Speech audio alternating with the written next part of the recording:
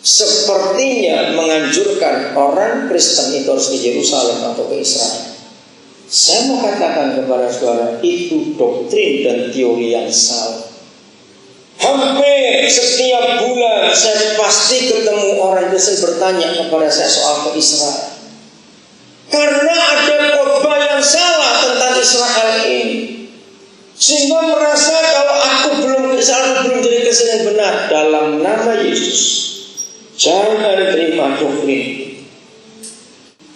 Ini roh agama dan roh pembodohan dalam gereja Tuhan. Waktu itu maaf yang punya biro perjalanan jangan tersinggung. Saya bicara. Kalau saudara punya uang, pergilah. Tapi kalau saudara punya uang juga nggak ingin pergi juga, tidak apa-apa. Karena Alkitab tidak menganjurkan untuk kita ke sana. Nah itu jadi ukuran. Wah, merasa kalau belum Israel, belum afdol jadi Kristen ini. Belum bagaimana? Enggak. Ingat ukurannya adalah aku bersuka cita ketika beberapa saudara datang kepadaku menceritakan tentang hidupmu yang di dalam kebenaran. Katakan amin. Berbahagialah saudara. Kalau sudah 14 tahun saudara punya mobil gak pernah ganti, puji Tuhan masih punya mobil. Jangan mengukur hidup dengan ukuran yang salah. Katakan amin. Jangan mengukur hidup dengan materi, tapi lihat kata kebenaran ini. Biarlah ini jadi ukuran buat kita semuanya. Katakan amin. Untuk apa mewah uang banyak tapi hidup gak benar? Maka itu penting sekali kita tinggal dalam kebenaran. Saya mau baca lagi ayat ini. Sebab aku sangat bersuka cita ketika beberapa saudara datang dan memberi kesaksian tentang hidupmu dalam kebenaran, bukan dalam kesuksesan dengan mata jasmani orang melihat. Dan saudara percaya dalam kebenaran inilah setan dan si jahat tidak bisa menyentuh orang yang tinggal dalam kebenaran. Percaya tidak? Karena dalam kebenaran itu kita hidup di dalam Yesus sendiri. Saya lanjutkan dulu. Sebab memang engkau hidup dalam apa lagi? Kebenaran.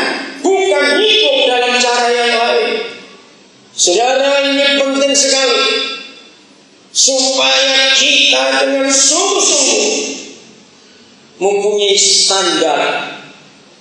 2008 akan saja kita masuki kurang sekian belas hari lagi. Ukurannya adalah kebenaran ini, bukan yang lain. Menjadi Kristen yang benar karena kita rindu untuk kebenaran itu yang jadi landasan dari semua jalan kehidupan kita yang kita pikirkan apapun juga. Kita harus mengerti ini supaya dunia melihat Yesus dalam kehidupan kita. Sangat merusak. Ada beberapa khotbah yang sangat merusak. Maaf, ketika saya pernah dengar ada pendeta bersaksi, belum lama saya diberi cincin berlian. Apa hubungannya kesaksian dengan hidup sebagai hamba Tuhan akan hal itu? Karena gereja sudah salah arah. Hanya konsep materi yang ditonjolkan, tidak hidup dalam kebenaran ini. Hati-hati dengan itu, susah. Tapi bagiku tidak ada sukacita yang lebih besar daripada mendengar bahwa anak-anakku hidup dalam kebenaran. Katakan amin. Orang tua, inilah kekayaan yang tak ternilai.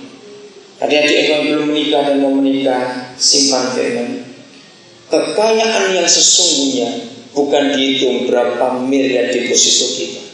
Kekayaan semua bukan dilihat dari materi yang kita miliki, tapi kekayaan kalau semua anak-anak kita hidup dalam kebenaran, hidup dalam takut akan Tuhan, hidup dalam mengikuti jalan Tuhan. Itulah kekayaan orang tua yang paling hebat.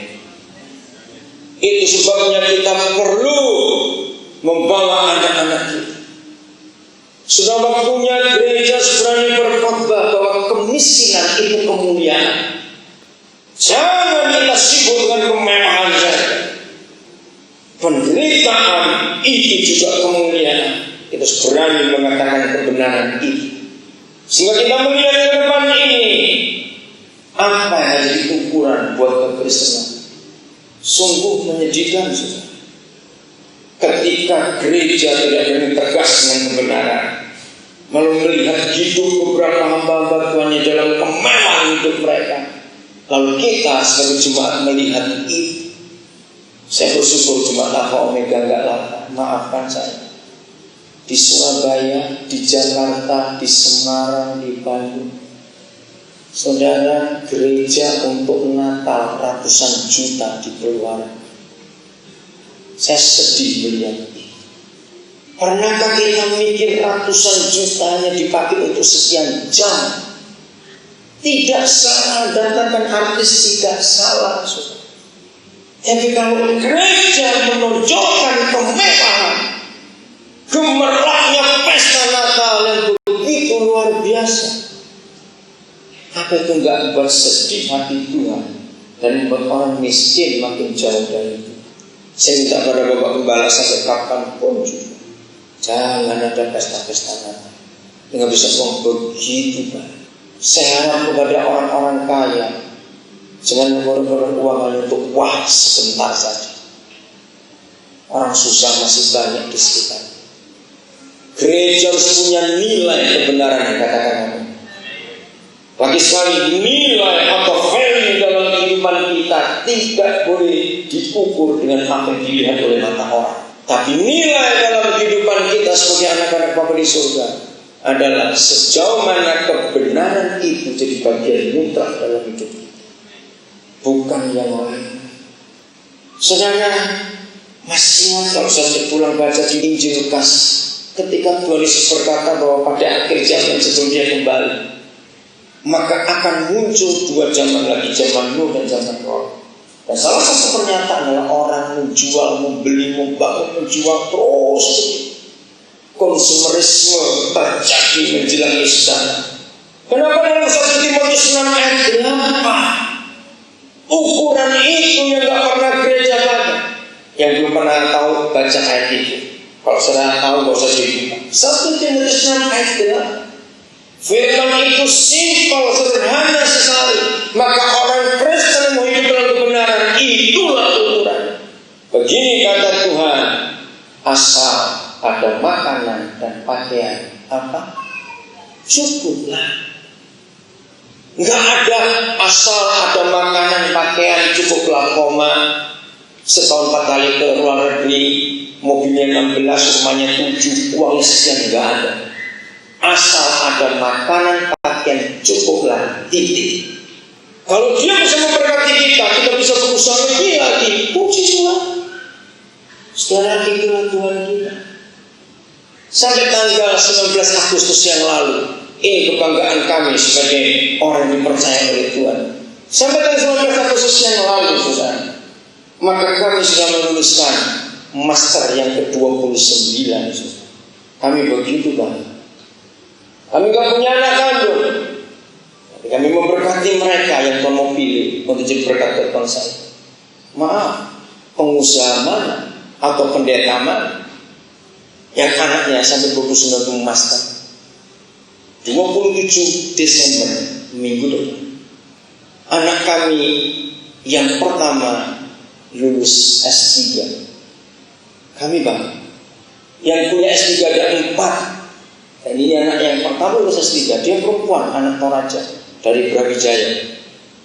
Akan sidang tanggal 27, seharusnya 12 Desember kemarin. Kami mau hidup dalam kebenaran. Dan ayo kita angkat nilai-nilai. Kemarin saya dapat berita, salah seorang anak kami yang ngambil spesialis internis dari UGM ada di Samarinda. Dia buat penelitian beberapa kasus penyakit dalam yang ada di beberapa suku di daerah Kalimantan Timur. Luar biasa. Sudah 2 lulus spesialis, 1 bedah dan 1 anak. Jumat minggu yang lalu, saya lupa tanggal berapa itu, saya di Bandung. Jam 9 malam saya tiba di Bandung. Saya langsung ke rumah sakit Hasan Sadikin, mau tengok anak kami ngambil onkologi. bedah kanker. Saya lulus bedah di UNER tahun yang lalu, dia salah menjadi onkologi. Ketika dia milih onkologi, saya tanya, kenapa kamu ngambil itu?